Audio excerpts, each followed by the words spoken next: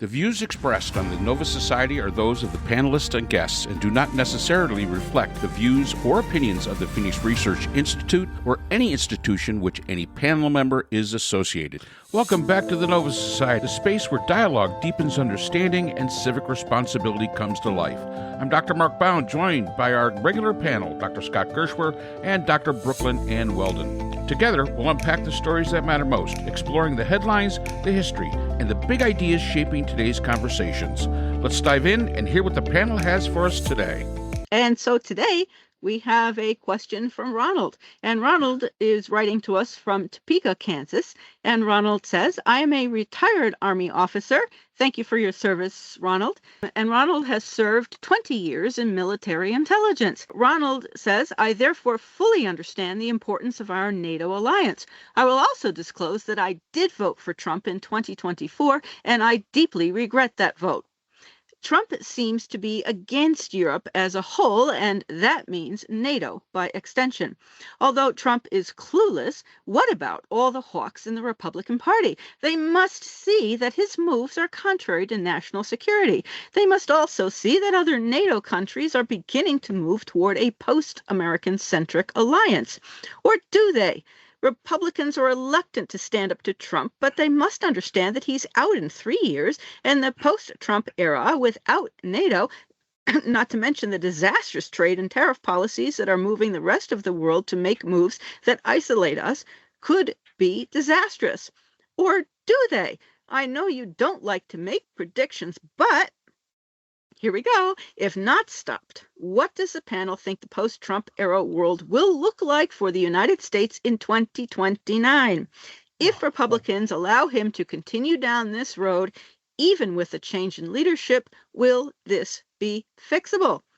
And again, Ronald, thank you for your service.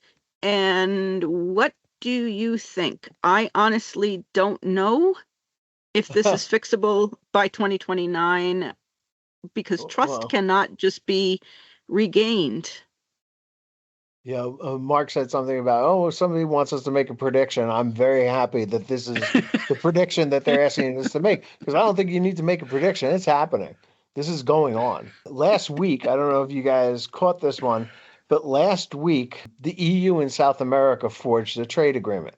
It basically is an enormous trade agreement. It's between, I think it was Argentina, Brazil, Paraguay, and Uruguay. They're going to, at some point, maybe bring in Bolivia to join them if Bolivia can get some things done that it needs to do as far as human rights are concerned. Isn't Brazil included? Brazil is included, yeah. I believe Brazil is included. Argentina and Brazil, yeah. Which are the two largest economies, I think, in South America, and then Paraguay and Uruguay, if I'm saying those things correctly. I have no idea. But basically what it looks like is that when it comes to trade, at least, we're not talking about, the treaty organization, but when it comes to trade, other countries are moving on. For example, China has moved on. China has a trade surplus still, even though it's not running a huge trade surplus with the United States. It has found replacements in trade. 26% increase in trade with Africa. An increase with trade at the EU and Asia. People are making adjustments. Canada. Yeah. Making a trade with China. And so the rest of the world is not going to sit by while Trump plays these games. And right now it's limited to trade. But obviously the EU is also taken to, supporting Ukraine on their own without us helping out. In fact, buying the weapons from the United States to donate to Ukraine. And so that's going to continue, that trend line. But it's already here. We see it in trade first, but we are going to see it in military engagements, and we're going to be isolated and alone. And when we have to fight, we're going to have to fight alone. Canada is considering whether to continue with a contract for F-35s. I think it's 18 F-35s that they've already contracted for, or whether to end that contract and go with Saab's military jets and write up a new contract with Sweden, where Sweden will build these things in Canada, something like that. But they're considering what they want to do, and certain like Atlantic Canadians in the Atlantic section are voting one way, and the Pacific are voting the other, and then there's the middle part of Canada, and some people want to go with Saab, and some want to stay with the US, and some want to have a combination, and it's very interesting. But yeah, the United States is being phased out, as it should be. I mean, I don't see what else people can do. And of course, Trump doesn't like that because, as we said in an earlier podcast, he is not accustomed to hearing the word no. You remember when we had David K. Johnston on our podcast? That was like a year ago. And David K. Johnston said Trump threatened to take him to court. And David K. had said, sure, and I'll depose you myself. And I'm looking forward to it. And Trump backed right down. And that was the end of that lawsuit. You have to stand up to Trump. But unfortunately, Trump now has the American military behind him, so he's going to push and push and push. Well, I think that's a bit of a far-reaching statement. He has the military behind him. So far, he hasn't given what has been determined to be an illegal order yet. Again, that's under interpretation. So to say the military's behind him, I think that's a little bit of a stretch. Go ahead, Brooke. What is an illegal order? Well, there's all sorts of illegal orders. An order that violates violates the Geneva Conventions. That would be an illegal order. I mean, there's a whole bunch of different things that are illegal. That's like asking, what is something that somebody could do illegally in the United States? There's a whole list of them, and to just pick out one would be a little bit difficult. The fact is that I say to you, what illegal order has he given so far that has been adjudicated as an illegal order? And the answer is none. So to say that the military's behind him. He is the commander-in-chief of the United States military, but he has done nothing to make the military buck that yet. Yeah, but I mean, killing people like the Pete Hegseth thing with killing people on fishing boats and snatching Maduro. I mean, there are questions, in my view, of whether or not that violates the Geneva Convention. And that's perfectly fine. The question is has it been adjudicated as being an illegal order? And the answer to that is no. No, that's true. I mean, it has been adjudicated on YouTube. It has been adjudicated. It has been adjudicated on a lot of left-wing YouTube channels, but it has not been adjudicated in the real world. So we have to sit back and we have to look at this and say, to say the military's behind him, they're behind him because of his position as the commander in chief. I would not say that they would, they have not blatantly followed an adjudicated illegal order.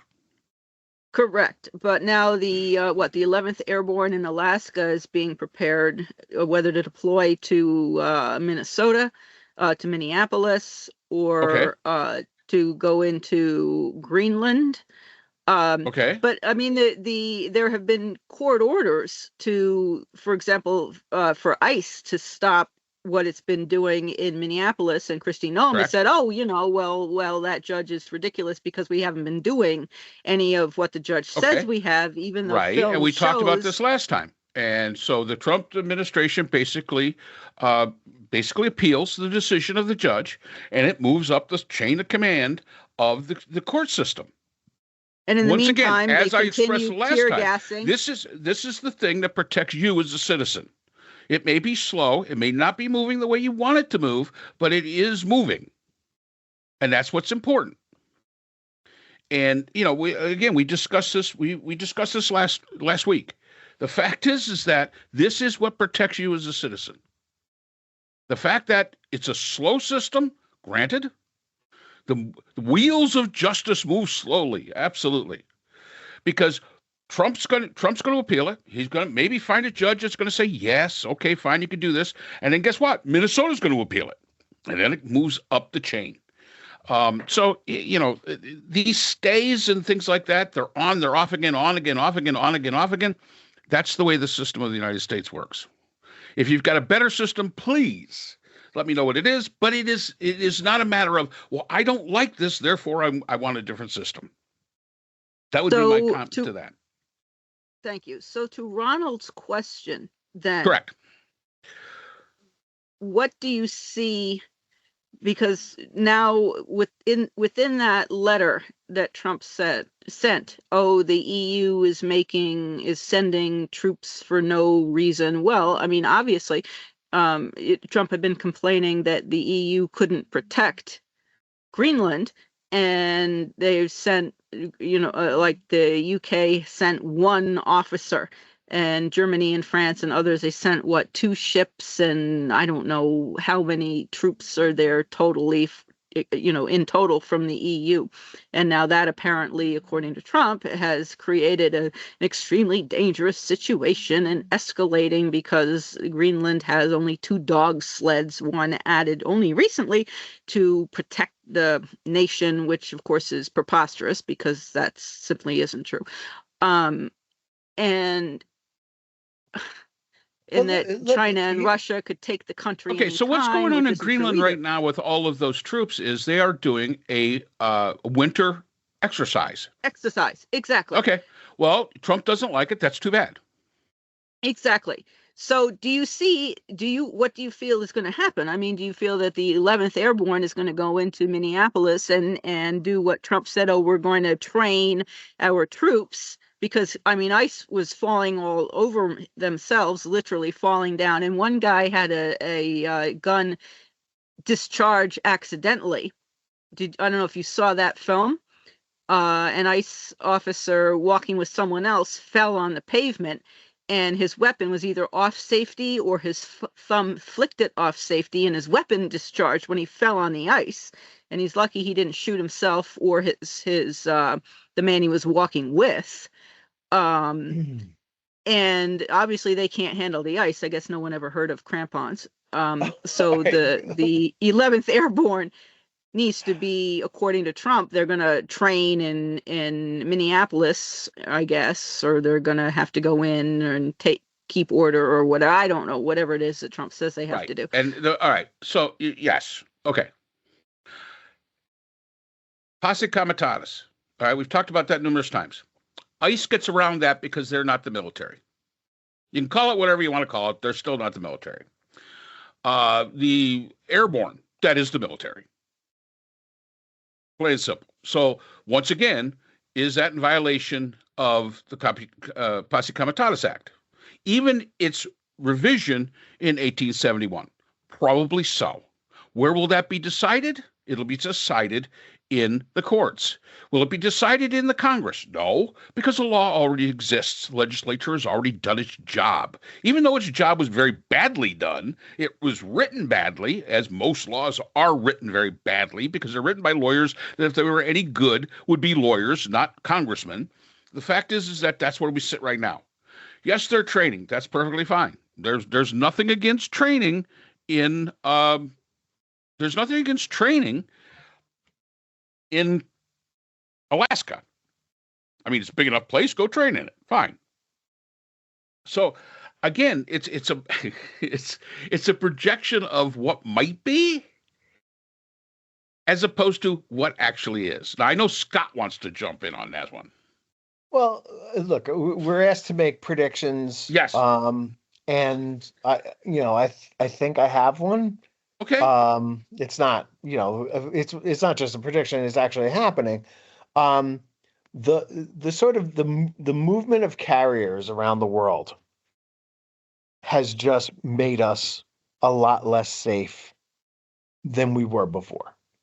Yes. And it's testament to the lack of policy on the part of Trump and the sort of ad hoc way that he lives his life, makes decisions, made business decisions, as you pointed out in the past, and is running the United States of America.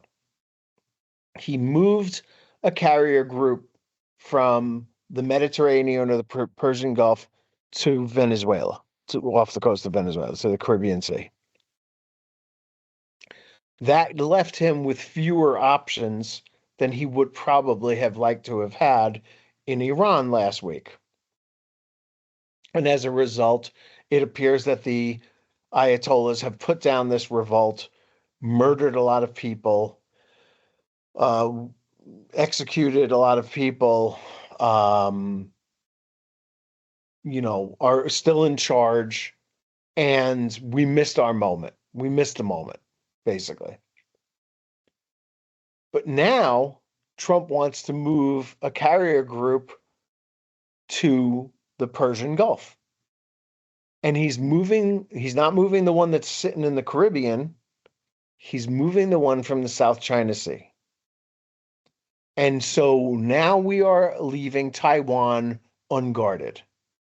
Now we are leaving China, who has the second biggest navy in the world, maybe the biggest navy in the world if you look at it just by number of ships and rather than power, ability to project power. We're moving our carrier group that has always been there to stabilize peace, to prevent North Korea from going crazy, to prevent China from invading Taiwan. We're moving that carrier group, and we're keeping the carrier group in the Caribbean, and we're moving. So we are much less safe around the world. Our interests are less safe around the world than they were before. And you really, I've seen this asked a million times. If he was going to do something to benefit like the Russia, China, the dictators around the world that he seems to admire more than presidents of countries and elected officials, would he do anything different? And the answer is clearly no. He would not do anything different. This would be how you leave your six, as they say in the military, unguarded. Nobody's watching our back. And we are not, there is no policy. There is no coherency to this. It is ad hoc, as if he was literally playing a game of Battleship, and he gets to move his pieces around, for the whole world to see, basically, because it's a little bit different. There are no secrets in the world. You can't move a carrier group without everybody seeing that you're doing it. And somebody, again, we mentioned Republicans in the Senate have to march up to the White House and say, look, this is insanity. You've got to stop doing this. This is going to lead to really, really horrible outcomes. And it's not really a question. It's a lock. It's going to lead to bad outcomes. And you're leaving us unprepared and unable to do what we needed to do, what we will need to do. Yeah. And I think, there's a false sense of security because everybody knows, or should know, the United States has 11 aircraft carriers, which is the most of anybody in the world. However, if you look, and this is from the AP back in 2024, in late 2024, deployed was the Eisenhower, the Washington, the Roosevelt, and the Reagan. They were the four that were deployed at the time. Preparing to deploy was the Truman, the Carl Vinson, and the Lincoln. Being repaired, though, and this can take years. This isn't just go in, get a couple of patch ups and go. The Bush, the Ford, the Stennons, and the Nimitz. And of course, the Kennedy, they're looking at delivering a new one sometime this year, I guess. So the fact is that, here we are. These aircraft carriers aren't always available to you. And the one I was reading about, the one that is currently, it's been deployed since mid of 2025. So it's beyond the amount of time that it should be deployed. So when it eventually reaches back into port to be repaired, that could take 2, 3, 4 years. to totally repair this vessel. And so, yeah, you've got it, but it's not worth anything. Everybody seems to have this idea, well, you got 11 carriers, there must be 11 carrier groups. There are not. There are not 11 carrier groups. There are usually only 3, 4, or 5 at most that are deployed at one time. Everybody else is in the shop, I guess is the best way to put it. So, this concept, and Scott makes a very good point. If you leave the South China Sea and you deploy to the Mediterranean, that does leave a very large open area that basically that we have no influence in whatsoever. And that is all about national security. That is all about national security. And people just seem to have this concept that, well, we have so much. Well, why isn't it all available? Because that's not the way the military works. And my comment is, Scott's correct. Trump is acting exactly as you expect him to, just off the cuff, without any true thought. He honestly thinks, he's, Grant or Eisenhower, a military genius, when he's probably more like McClellan, who, yeah, okay, he can maybe organize some stuff with what he's got, but he won't fight. He has no military genius about him, and he's just kind of like moving things around just for the sake, people, of saying, hey, look at this. I moved a carrier group around. Look what I can do. Once again, showing his inability to understand what the military projection truly means and how important it truly is. And for that, I blame the Joint Chiefs of Staff. That's your job, guys. But of course, you got a bunch of, lackeys in there now. He got rid of all the ones that would have told him the truth. But the best commander in chief is the guy that listens to the people that know what the hell they're talking about. And that is not what we have today. Yeah, well, let me tell you, McClellan, I knew McClellan. McClellan was a friend of mine, and Trump is no McClellan. Okay? You're that old? Yeah. Feel it. I feel it. Well, it actually reminds me of Hitler in World War II when he was invading Russia. He got within the outskirts of Moscow before they had to stop in Operation Barbarossa, and then winter closed in and whatnot, so they never made it into Moscow proper. And then the next year, instead of continuing into Moscow, Hitler changes direction and has everybody go off to like the Ural Mountains to try to acquire all Russia's oil fields or something like this, which was a tremendous distance in the opposite direction. And he's got people going back and forth and moving tanks and men, and tremendous losses because Russia was so huge. And it just, nothing was ever accomplished except extraordinary amounts of German deaths that they could not replace. All right, so because Hitler really didn't know what he was doing. He wasn't listening to his generals. I guess we're now in violation of Godwin's law, which says that the longer an online debate goes on, the more probable it is that somebody compares somebody else to Adolf Hitler. That's true. And here we are. Godwin Yeah, himself couldn't have done it better. That's right. That's right. So Ron from Topeka. Okay, so Republicans, the hawks in the Senate, Republican hawks, they've got to be pulling their hair out. It might have sounded good in the beginning, but they've got to be pulling their hair out, saying, "Holy shit!" We're going to be basically the United States is going to be impotent when it comes to we're going to be alone. And in a world like what we have today, being alone is not the place to be. And yeah, they probably understand in the 3 years his ass is going to be out. The prediction. All right, here we go. I'll give the prediction a shot. If not, stop. What does the panel think the post-Trump era will look like? We're going to be the pariah. We're going to be going hat in hand to the EU and all the rest of the world and say, will you trade with us? And they have no reason to do it because you know what? They were in an American-centric um, world since World War II, and they became fat, dumb, and happy with it. They were comfortable with the whole thing.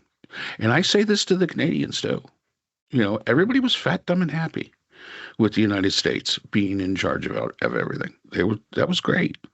But then they found out that when the United States electorate goes out and does something stupid, like elect Trump twice, we're not reliable. We're not as reliable as we projected that we would be. And every president other than Trump has projected that we are reliable until now. And they're seeing really the one of the reasons that democracy is one of the weakest forms of government. Because we can elect a moron like this that can completely change the world order as it has existed since the end of World War II. And I don't think they're going to want to go back to it. I don't think the EU, I don't think I don't think any area in the world is going to say, yeah, let's go back to the good old days when the United States paid for everything, because basically we've shown that, we won't do that. And there is a strong enough opposition to that here in the United States to make those countries extremely nervous about allowing that kind of a world order to return. And I think what we're seeing, and here's the prediction, I think what we're seeing is that in the next 3 years, if those 10 senators, as Scott mentioned in the last podcast, does not step up and we don't make a change of some sort, they're going to move past us. And they're already starting to move past us.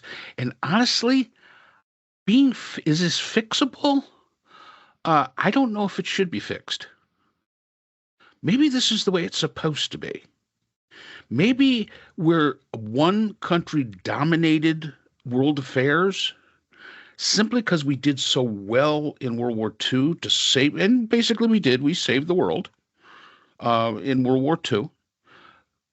But, once again, and I've said this so many times, we have put our thumb in the soup so many times and shown how bad we are at this.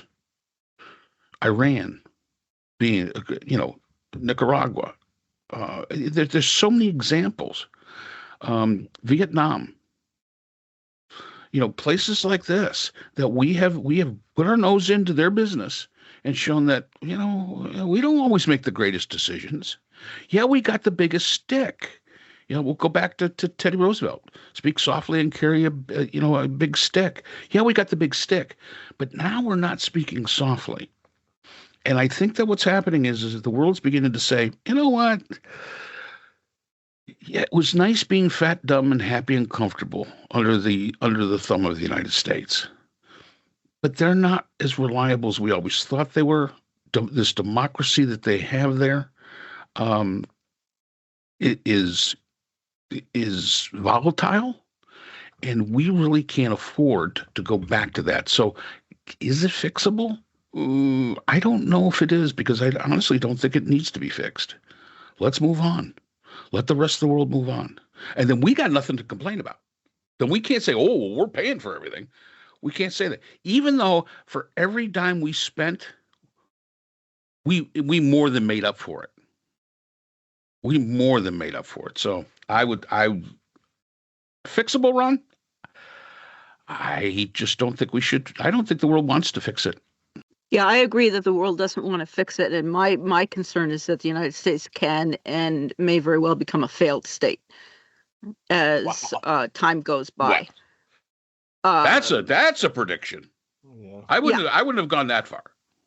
I can see that coming as time goes by. How long it might take, I have no idea, but I can see. I was thinking, Mark, as you were speaking that back in the 1980s, Canadian, I don't know if he was prime minister at the time, conservative Brian Mulroney, he was having a debate, and I can't remember with whom he was debating. He was conservative, Brian Mulroney, and he was saying that Canada needed to have one trading partner and that would be the United States, and that they should confine themselves to one trading partner. And that was how Canada conducted itself. And actually, Trump, I think in the first Trump term, was the one who said that no, Canada did not need any longer to confine itself to one major trading partner, that it could diversify its trading partners. Well, that was nice I of don't know them. if that was, yeah, I know. I don't know if it was in Kuzma, because it used to be NAFTA, the North American Free Trade Agreement, and then Trump said, no, that's not any good anymore, and Trump negotiated Kuzma, and now Trump says, oh, whoever negotiated the Kuzma trade agreement was a real idiot or whatever. Well, he was the one who negotiated that among the United States, Mexico, and Canada.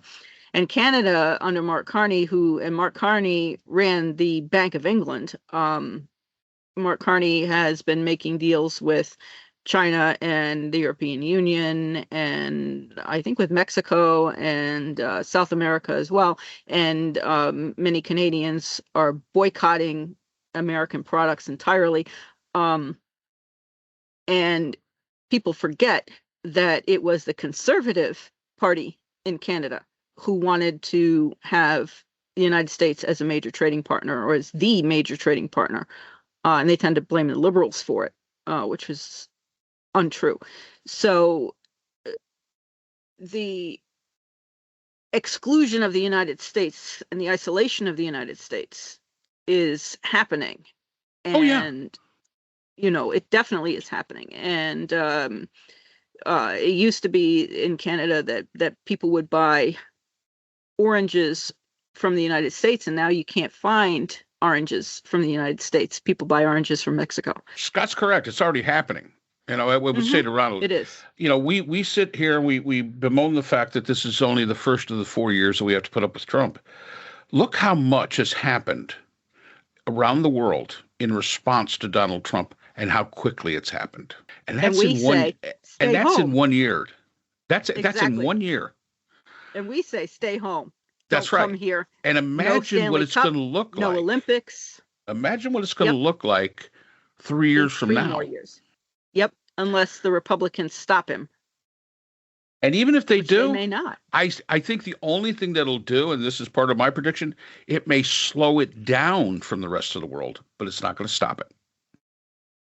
Because the rest of the world has basically come out and said, we can't trust the Americans to do the right thing. Yeah. I mean, under Vance, Vance was insulting to the European Union. Vance can be just as bad. And Vance's mentor, was Peter Thiel, and we still have Curtis Yarvin, and we've got Stephen Miller, and we've got Scott Besson, and we've got all the same MAGA people under Vance.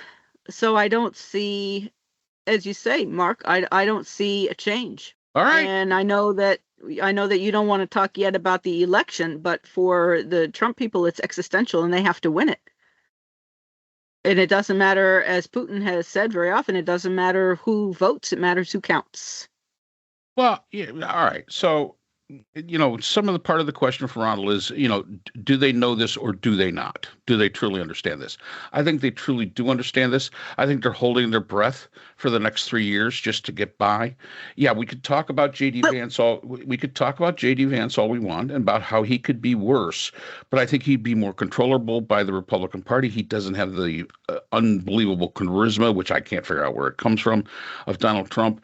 And he does not have the loyalty of that MAGA base, even though he talks the game. I think that, even though I think J.D. Vance would be a horrible president, I really do. I think, to be honest with you, I think he'd be better than Trump, because I think he is controllable. And I think that right now he's the vice president of Donald Trump. He basically has to say what he says.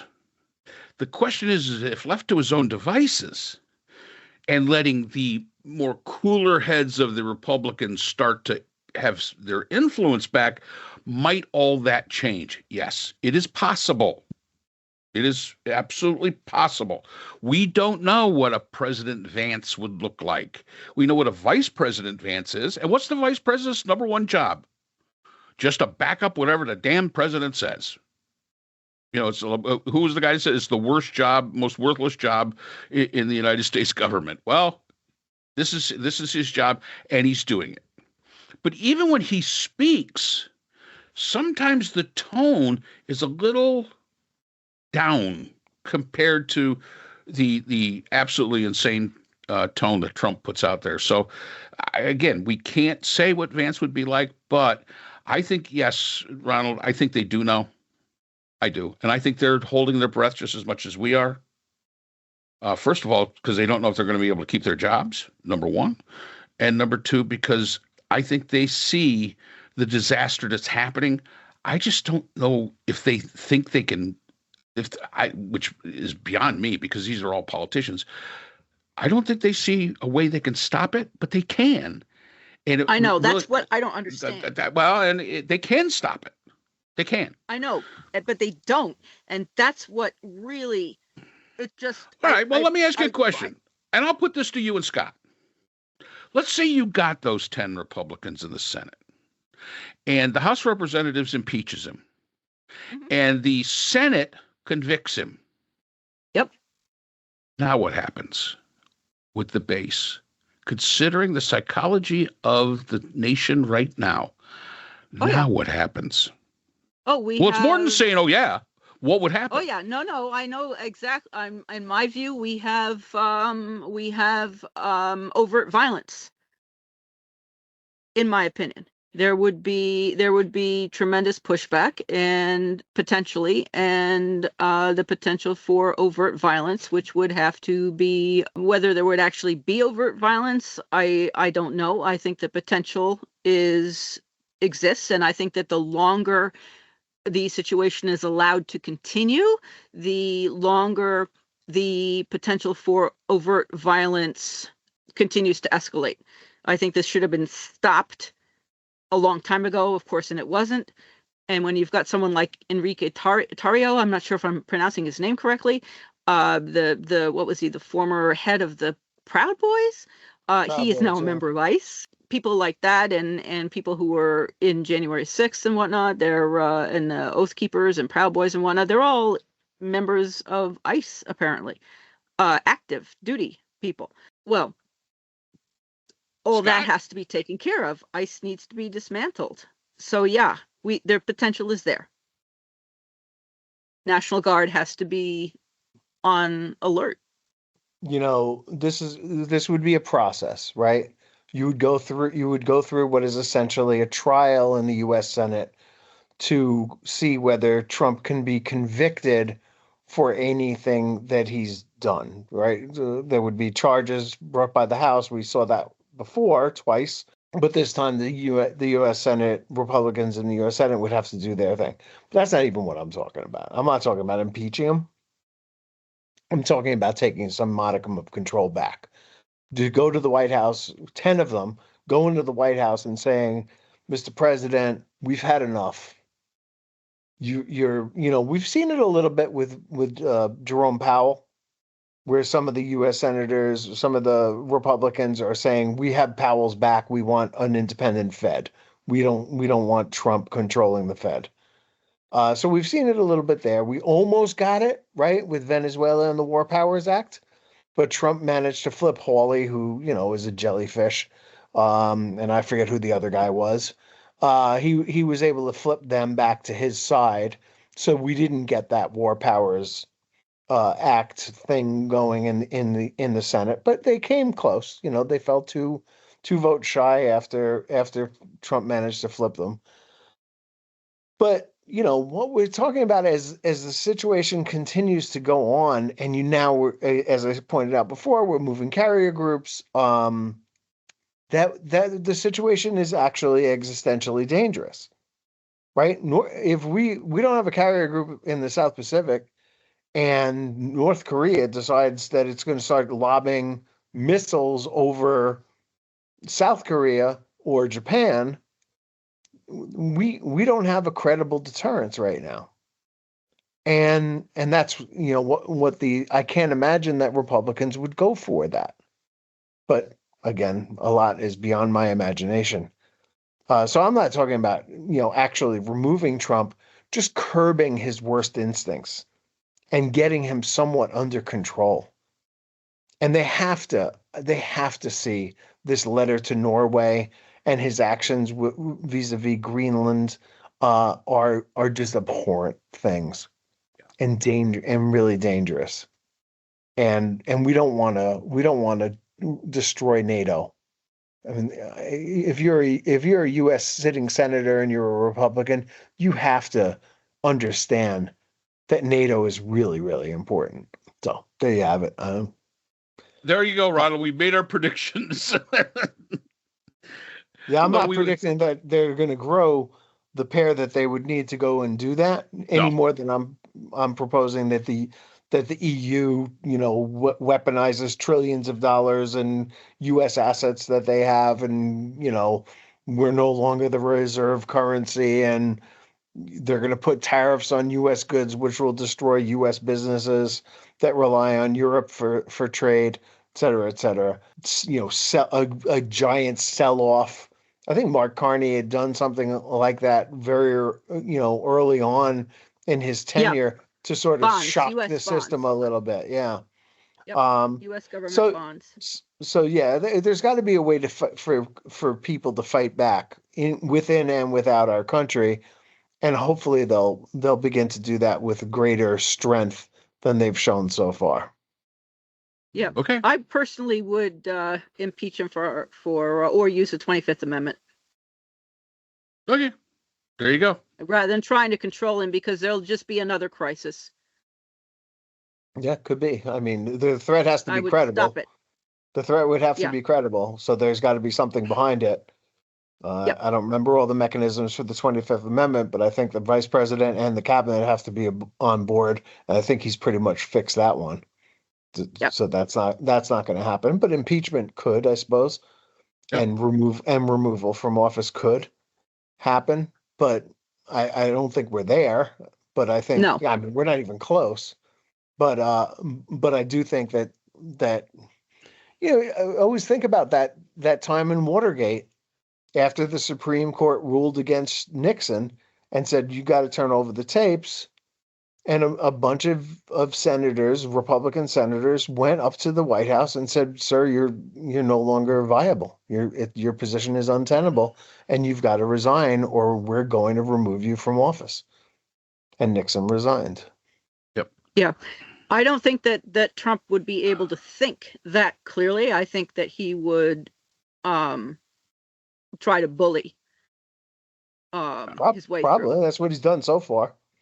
Yep. He's probably, I'm sure he's got dirt on all of them and Lord knows what it is, but he has said before, he said the first time he was impeached, if I'm going down, I'm taking all of y'all with me.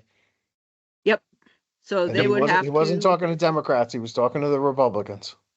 Yeah, they would have to be willing to accept whatever and stand up to him. Okay. Yep. So thank you, Ronald, again for your question. We appreciate it. And we'll see. We were starting to say, Mark, about your predictions. That was it. I already made them. Yeah. Alrighty. So we'll see whether any of our predictions would be correct. And that's all the time we have for today's episode. The Nova Society is a production of Nova Society Media, a division of the Phoenix Research Institute. We want to thank our production partners, Buzzsprout, who hosts the Nova Society, Audacity, our editing team, Apple Podcasts, the largest source of podcast and music online, Spotify, the most popular platform for the Nova Society, and iHeartRadio, your destination for all things music and podcasting. The Nova Society is available on all of these and other quality platforms listed in our description. And most importantly, we want to thank you, our listeners. Without your support, the Nova Society could not be possible. If you haven't already, please consider subscribing on the platform of your choice. It's easy, it's free, and helps our channel grow. For questions or comments, you can reach us at nova.society.podcast@gmail.com. So on behalf of Dr. Brooklyn Ann Weldon, Dr. Scott Gershworth, and all of our production partners here at the Nova Society, I'm Dr. Mark Bound. Remember, the true power of society is knowledge. Thank you for listening, and we hope to see you again next time. We'd like to thank our sponsor for this episode, the Journal of Interdisciplinary Conflict Sciences, the JICS. This open access journal, double peer-reviewed, provides a platform for emerging scholars to publish their work and engage in meaningful dialogue across disciplines. The JICS is currently accepting article submissions on an ongoing basis and is published through the NovaWorks Scholarly Repository at Nova Southeastern University. You'll find a link to the journal in our episode description.